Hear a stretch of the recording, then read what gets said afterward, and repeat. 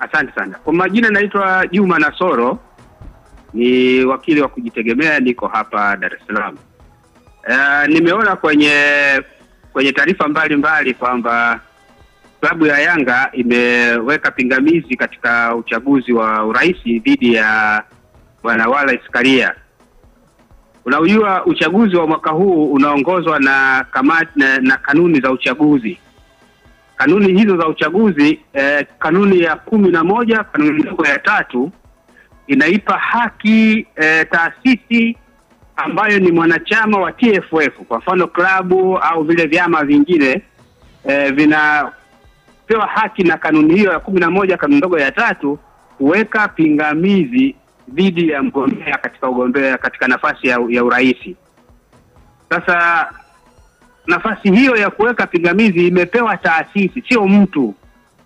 Ni taasisi ambayo ni mwanachama wa TFF, na katika hili Yanga ni taasisi ambayo ni mwanachama wa TFF na imetumia haki hiyo, imeweka pingamizi. Naam.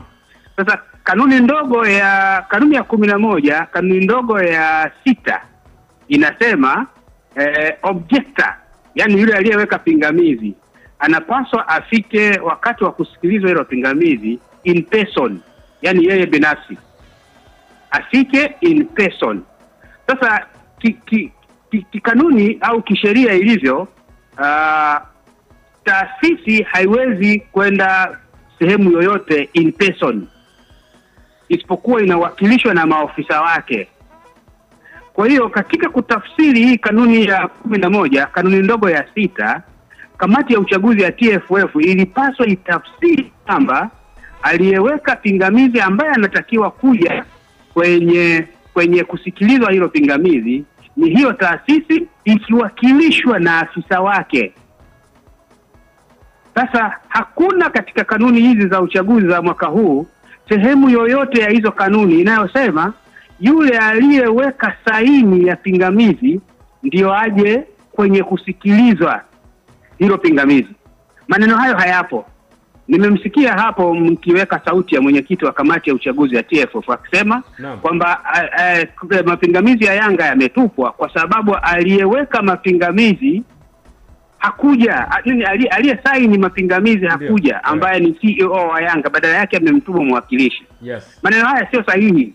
Katika kanuni za uchaguzi hakuna kipengele kinachosema aliyeweka saini ndio afike kwenye kusikilizwa mapingamizi. Anayetakiwa kufika kwenye kusikilizwa mapingamizi ni yule aliyeweka mapingamizi, na katika hili ni klabu ya Yanga. Sasa kwa kuwa mwenyekiti wa kamati ya uchaguzi anakiri klabu ya Yanga ilimtuma mwanasheria wa klabu kwenda kwenye kusikiliza mapingamizi, maana yake kikanuni au kitafsiri ya kisheria ni kwamba klabu ya Yanga ilifika kwenye kusikiliza hayo mapingamizi. Kwa hiyo Yanga walikuwa sahihi. Kwa hiyo Yanga walikuwa sahihi kutuma mwakilishi.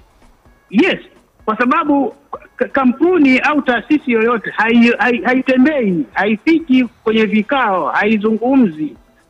Kampuni au taasisi inazungumza kupitia maafisa wake, na sheria aliyefika hapo ni afisa wa klabu. Kwa hiyo huwezi kusema klabu haikufika.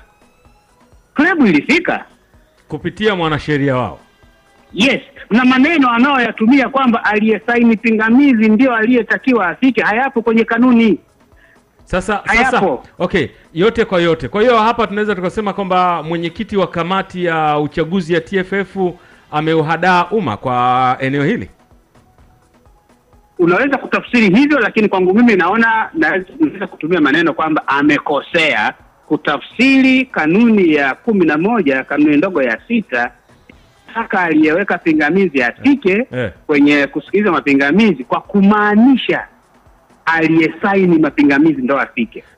Tafsiri hiyo sio sahihi, ni tafsiri potofu kabisa. Na hii ukisoma hiyo kanuni, kuna swali hapo umeliuliza kwamba je, Yanga wanaweza kufanya nini kama baada ya kupingwa hiyo kufutwa hayo mapingamizi? Ndio. Ukisoma ile kanuni ya 11 ndogo ya 6 inasema kwamba kama mweka pingamizi, yani objector, hatafika kwenye kusikiliza mapingamizi, basi atakuwa amehesabika ameforfeit ile haki yake ya kukata rufaa,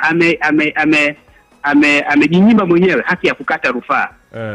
kwangu mimi ninavyoitafsiri, that is in my opinion. Ndio. Kwangu mimi Yanga wanayo haki ya kukata rufaa kwa sababu walifika kwenye hiyo kwenye hatua ya usikilizaji, kwa sababu kamati ya uchaguzi ina kili ya TFF kwamba alikuwepo mwanasheria, kwa alifika. Yes. Kwa haki ya kukata rufaa wanayo. Ingekuwa hawakutuma mwakilishi kwenye hicho kikao cha kusikiliza mapingamizi, hiyo kanuni ya sita wangepoteza haki yao ya msingi. Kanuni ndogo ya sita ingetumika dhidi yao. Lakini kwa kuwa walituma mwakilishi, kwa hiyo sisi tunaona, au mimi naona kwamba klabu ya Yanga ilifika na wana haki ya kukata rufaa au kuchukua maamuzi dhidi ya huo uamuzi. Okay, na hili nimemsikia hapo mchambuzi mmoja anasema kwamba zile hoja za Yanga zilikuwa hazina mashiko. Kamati ya uchaguzi haikutafsiri au haikusikiliza hizo hoja za Yanga. Kwa hiyo huwezi kusema kwa sasa hivi kwamba hoja za Yanga hazina mashiko, kwa sababu maamuzi ya kamati ya uchaguzi ni yametumia tu hoja ya au kwa undani kuangalia zina mashiko au la. Okay.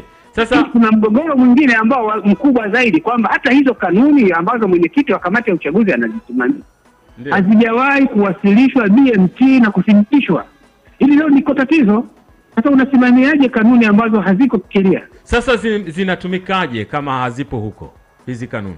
Ni changamoto. Hiyo ni changamoto, na kwa kweli ziko hatua sisi tunafikiria kuchukua kama wanasheria. Tunachukua hatua. Hatuwezi kuachikia hizi jambo likae hivi. Okay, yote kwa yote kutokana na majibu sasa ya mwenyekiti wa kamati ya uchaguzi ya TFF akisema kwamba wanaendelea na hatua zinazofuata, na wewe unasema kwamba amekosea kisheria, ikitokea akabaini kwamba alikosea kutafsiri kanuni hiyo, hii inakuwa imekaaje? Inamweka wapi yeye akiwa mtu ambaye amepewa dhamana ya kusimamia uchaguzi huu uende kwa mujibu wa sheria na taratibu? Yeye binafsi kwa sababu tayari ameshafanya maamuzi, hawezi kujikosoa. Yaani ameshakuwa functus official. Kwa hiyo inahitajika mamlaka zingine zishughulikie hili jambo, kuona kwamba huyu mwenyekiti wa kamati ya uchaguzi alikosea. Na kama nilivyoeleza, haki ya kukata rufaa Yanga wanayo kwa sababu kanuni ya sita haitumiki dhidi yao kwa kuwa walifika kwenye hicho kikao, isipokuwa mwenyekiti ndio alikosea kwa kutafsiri kwa hakufika. Kwa hiyo kama wataendelea na hatua zingine zitachukuliwa, basi kila ambacho kimefanyika kitakuwa ni batili. Wakili msomi, si tunakushukuru sana, lakini kwa faida tu ya msikilizaji, bila shaka ukamaliza na jina lako. Naitwa Juma Nasoro, wakili Juma Nasoro. Wakili Juma Nasoro, asante sana kwa kuungana nasi katika Sports Arena asubuhi. Nakushukuru kakangu. Asante sana, asante sana. Naam, ufafanuzi mwingine na kile ambacho wamekutana nacho wananchi Young Africans. Ni mara ya pili na napata picha fulani hivi, kuna kitu fulani. Yanga vitu vyao wanaviendea kiofficial sana, labda sijui tofauti na pengine tunavyoona, kwa sababu kuna siku walienda, tunakumbuka lile sekeseke la hapa katikati hapa la kudaiana Yanga wakawa wametuma waliwasilisha dokumenti zao, walikataa kuongea kwa mdomo. Taasisi inatakiwa zizungumze kwa maandishi. Sawa Sasa kwenye hili Yanga hawajaingia mitini, wametuma mwakilishi. Wangeingia mitini wangepoteza haki yao ya msingi ya kile ambacho wanakidai. Walikuwa wanakidai. Unajua mkule shida iko mahali hapa. Kuna nyakati ambapo unaweza ukasimama kwenye haki na ukawa unazijua taratibu zote za kupata haki yako, lakini ukakwamisha na taasisi ama mtu anayetakiwa kuhakikisha haki yako unaipata, ndio ukakwamia mahali hapo. Hauwezekani ukawa una kanuni ama katiba ambayo inapingana yenyewe kwa yenyewe.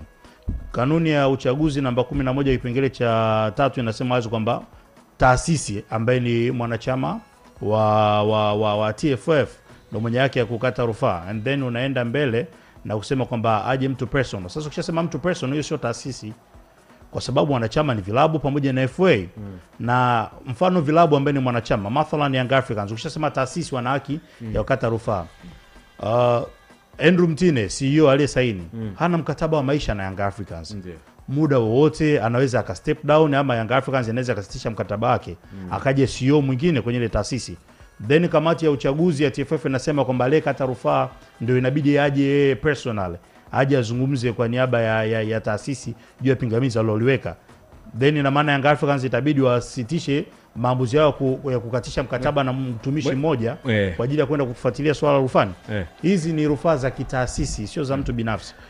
Mwenyekiti wa kamati ya uchaguzi ya TFF anachopaswa kufahamu pengine labda ni kwamba hawezi akaja Henry Mtine, sawa kwa sababu Henry Mtine si yeye binafsi, si matakwa yake yeye, si ndio? Ni matakwa ya bodi ya wakurugenzi ya Yanga Africans. Yes, ndio aliosainiwa na yeye amesaini kama mtendaji mkuu tu ile, kwa sababu kuna sehemu ya kusaini, yani akithibitisha kwamba hiki kitu kweli ni official, kimetoka ndani ya klabu yetu. Na sasa kwa sababu ni ya klabu yetu, kimeshawafikia nyie na mnahitaji tuweze kufika. Mimi siwezi kuja mimi kama mimi. Sasa taasisi kama taasisi ina watu ambao inawaamini wanaweza kusimamia na kuweza kuwatetea juu ya kile ambacho wanakihitaji.